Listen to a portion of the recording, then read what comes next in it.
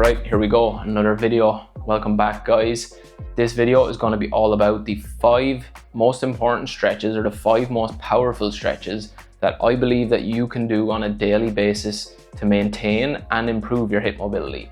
And whether you're a complete beginner, just starting out on your hip mobility journey, or you have advanced levels of hip mobility, I still think that these exercises are key to incorporate on an almost daily basis. I'm going to show you through each of the 5 exercises. I'm going to give you some variations. I'm going to give you some important cues to focus on to make sure you get the most out of the positions. And I'm going to show you also some other ways that you can use these positions and stretches and get just a little bit more from them, because part of using these stretches and using these positions is to explore the positions, and that's where you're going to find the real benefits specifically for you, because everybody is different. Everybody feels stretch and tension in different areas. So I'm going to show you how you can explore these to get that a little bit more suited specifically to your needs from it. So without further ado, let's get into the 5 positions. All right, so with these 5 positions, it's important to know that there isn't one that's more important than the other. You're going to find the one that you need the most, but what we're going to do is go through them in no particular order, okay? So first position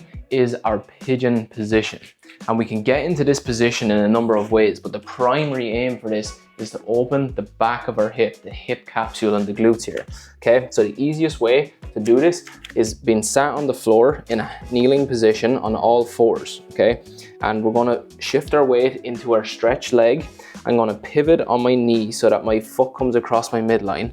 And then from here, we're going to start to reach and sit our leg back behind.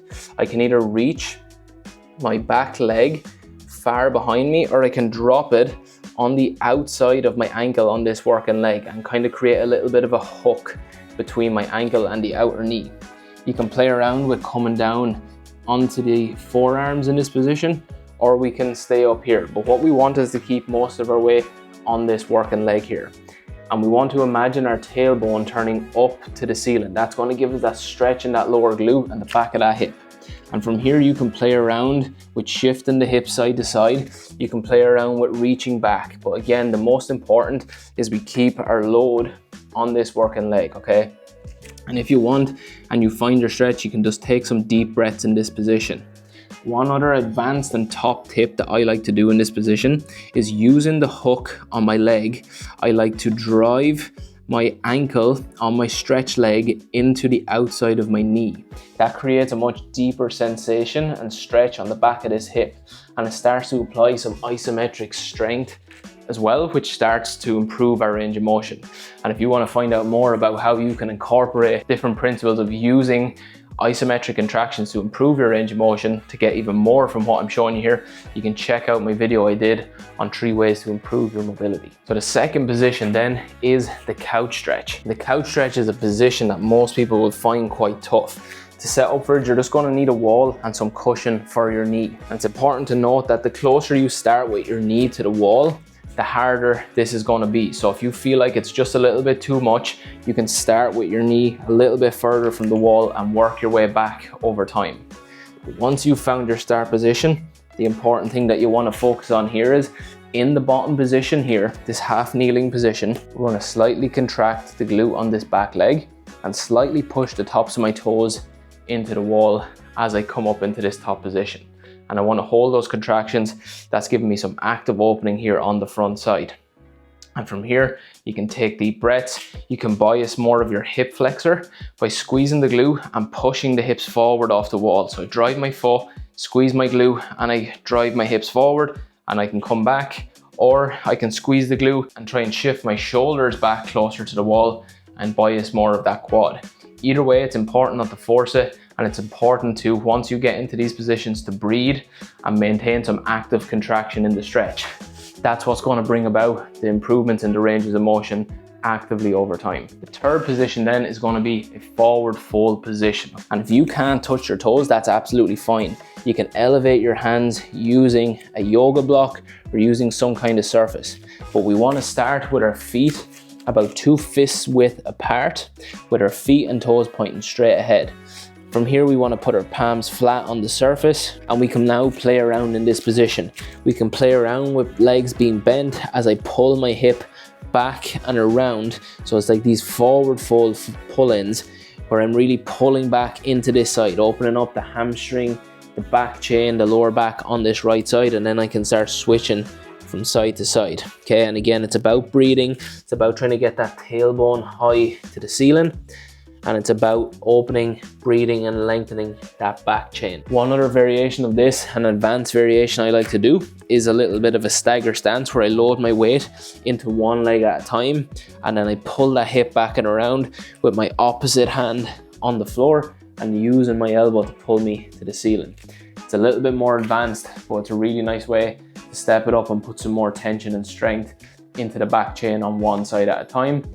And it allows you as well to bias potentially a weaker side or a more restricted side. And one other bonus tip that you can use for your forward fold is to take a yoga block and place it between your legs here, okay? So we're placing it between the thighs, and my foot position and everything stays the same. And now I'm just trying to squeeze the yoga block with my legs. This biases my femurs towards internal rotation, which will allow me to get just a little bit more out of my hinge as I reach down into this position. Play around with the position of the yoga block for what feels good for you, but keep a slight squeeze on the yoga block and hinge back into these positions, and you can hold and breathe deep in here. But that's going to allow you to open up that back chain a lot more and actually bias the mechanics we would like to see in a forward fold. Okay, our fourth position then is a butterfly position against the wall. We're going to have feet together in front of the body, nice and straight against the wall, and we can bias down with our hands and push ourselves deeper into this position. You can also use some load here with dumbbells to help prise you down a little bit deeper and open up those front adductors, or you can just use the hands. But either way, we can just either breathe in this position and actively contract the glutes on the outside to pull our knees closer to the floor. Because again, keeping it active is what we want here, and this is what's important in all these positions, and it's what's going to get you results a lot quicker than simply stretching. So once you've got comfortable here, you can start using some movement. Okay, so I'm using my hands and I'm resisting my hands, and then I'm squeezing up and using my hands as the resistance. Okay, playing around in this position to see what feels good. The last position then, which is one of my favorites, is a pancake position. Okay, so we're going to sit in this straddle position here, and from here we're trying to bring our chest down to the floor. So I'm keeping my chest high and I'm trying to hinge at the hips and sitting down into this position to open up some real nice strength and length in these adductors here and into the hamstrings. If you struggle in this position, you can again use a yoga block, place it under your hips, and then move into the position slowly from there over time. Another really nice advanced variation you can do once you've got comfortable with coming down into this position is to incorporate a side bend to open up the QL and the obliques. So what I really like to do is bias towards one side and bring my elbow down on the inside of the leg, and then reach over the top and imagine trying to reach my hand for my toes. Alternatively, I can grab my toe and then I can pull myself into the position. This is a really nice position because it starts to biases more into this hamstring on this side, while at the same time opening the opposite side oblique. And I find that pairing both these things, so our hamstring, upper hamstring on one side, with the oblique on the opposite side, and opening into these positions on both sides is absolutely magical for not just the hips but the lower back as well. If you find that this position is too much, one more bonus position you can use is this half butterfly, half pancake straddle type position, where you're going to bend one knee in. You can push off with this hand on the inside of the knee and reach this hand towards the bottom of your foot, and then I'm really trying to open out, so I'm trying to lift my rib cage this side and open the stretch here.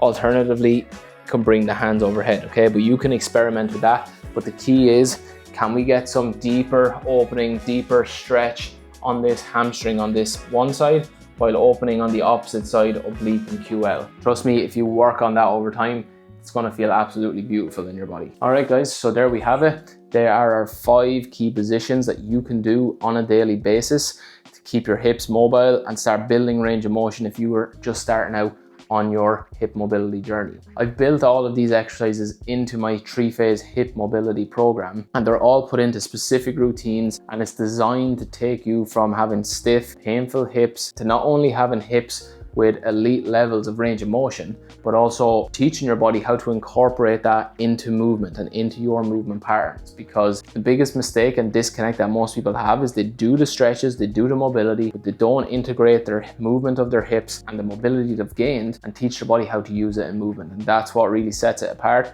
and that's what's going to get you the results and maintain them in the long run. So that's it for this one, guys. Let me know in the comments down below which position works best for you, which you find most benefit from, and let me know if you've got any questions on anything I've said. I've tried to go into as much detail as I can on some of the positions, but let me know if you've got any questions below. And apart from that, I'm looking forward to seeing you in the next video.